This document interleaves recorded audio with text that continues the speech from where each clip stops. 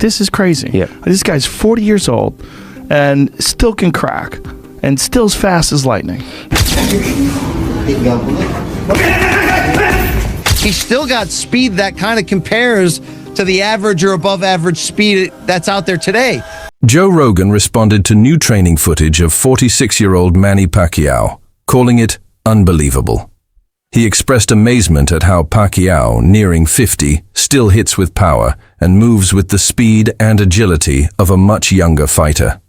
Rogan noted that Pacquiao's sharpness and athleticism remain intact, saying he still looks phenomenal. He's still not normal, but he's still like a professional heavyweight boxer. He's still terrifying. Joe Rogan praised Manny Pacquiao as a completely different kind of fighter, one who doesn't need trash talk or hype to make his mark.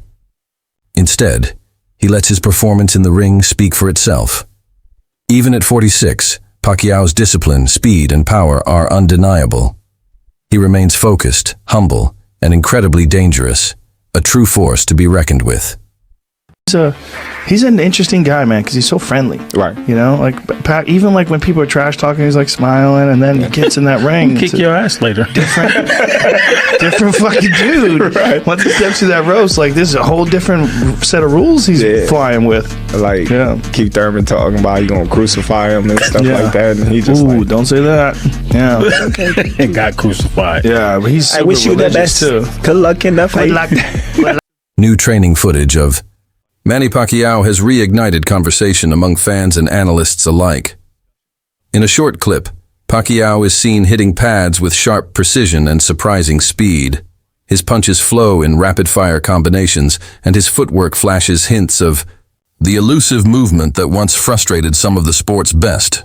At 46, there's still a spark in his rhythm, a glimpse of the explosive style that cemented his legacy as a boxing legend.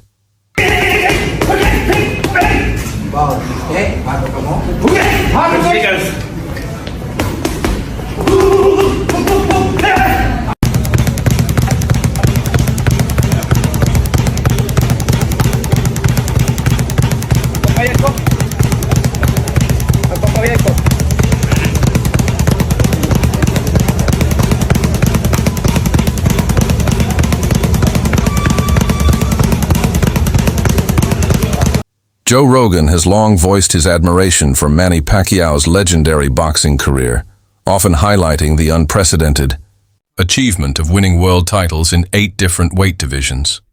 Rogan underscores just how rare and remarkable that feat is in the history of the sport.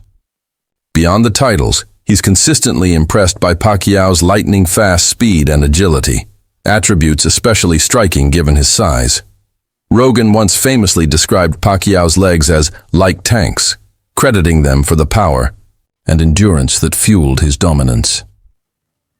It's this rare blend of speed, strength, and resilience that made Pacquiao a one-of-a-kind force in the ring, capable of dismantling elite opponents across multiple weight classes. Greatest boxer maybe in my generation, Manny Pacquiao, man. Oh yeah, Destroyer. Manny Pacquiao. He fucking just won world destroyer. titles in 8 different weight classes.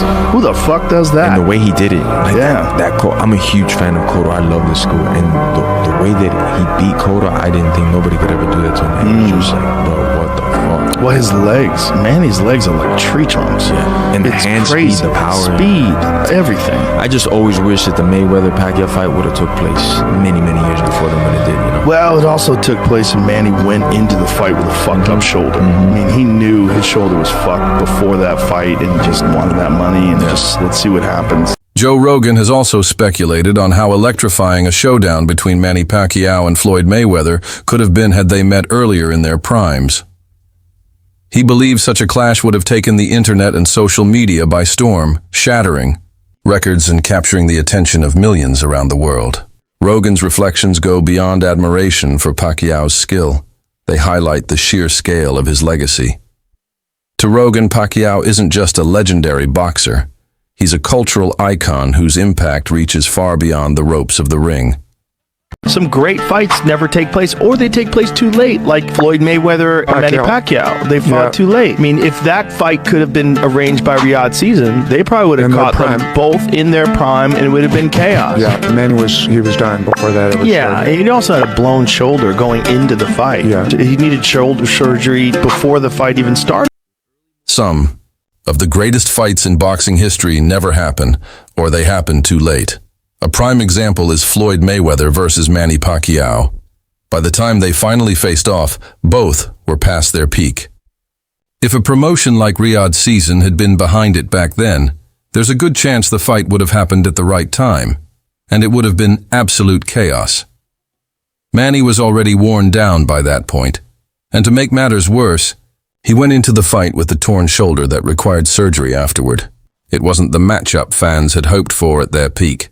Only 8-division world champion. He'll be inducted into the International Boxing Hall of Fame next month. And then in July, BC, he's going to come out of retirement. Why now? By the way, between those two dates, I believe he has an election coming up for a Senate position in the Philippines. So we always know that Manny is a busy man. He gets after it. He also dares to be great. And this is wild news. Look, in the boxing underground rumor mill, this had been floating around for a couple months.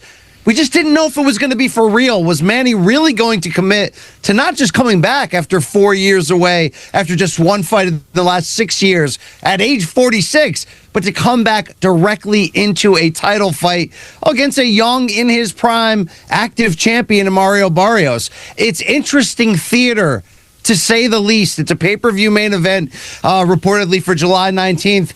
And we know Manny Pacquiao has always brought big business, but now he's going to bring it in more of the late career George Foreman type of way to etch himself into that record book even further. Can Manny do it? I mean, look, the odds are certainly against him. But there's one thing about certain legends in this game.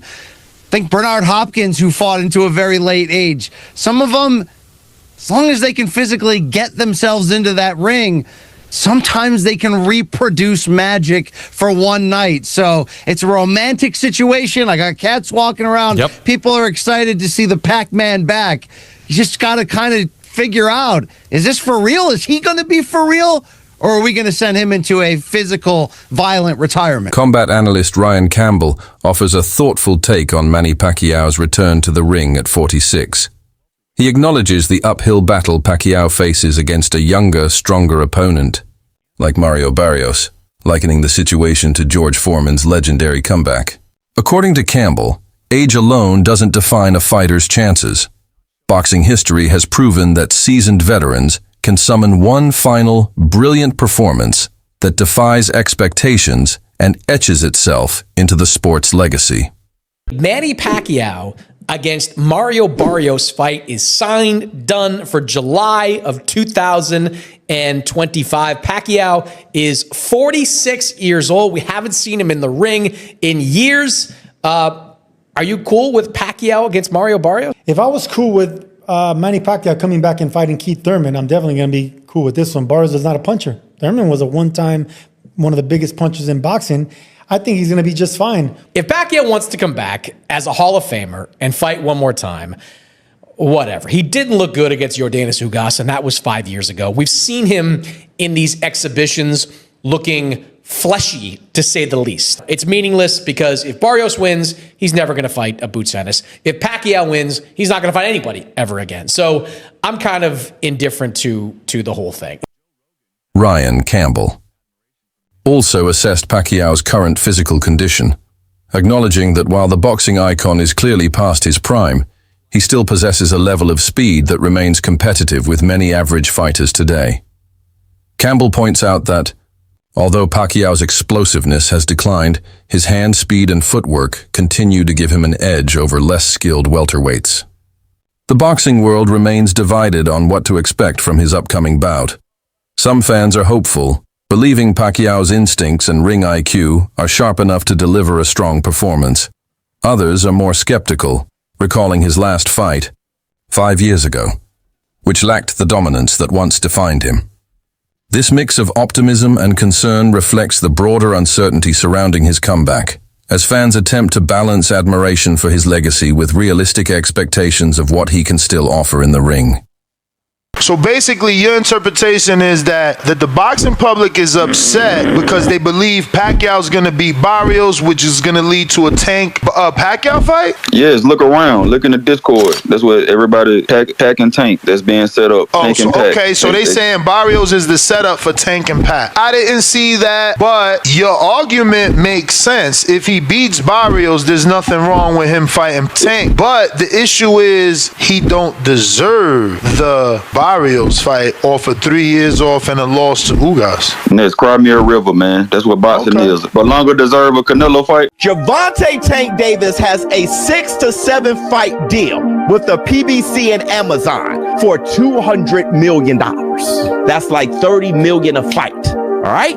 He also has a fight date for November. El Rayo team has said they're not fighting this year, so he's not the guy. So the question is, who is the guy who is willing to fight Tank by November and could build the fight into a fight worth $30 million? Y'all must be out y'all minds if y'all think that Manny Pacquiao versus Gervonta Tank Davis isn't a huge fight. That'll probably be his biggest fight ever.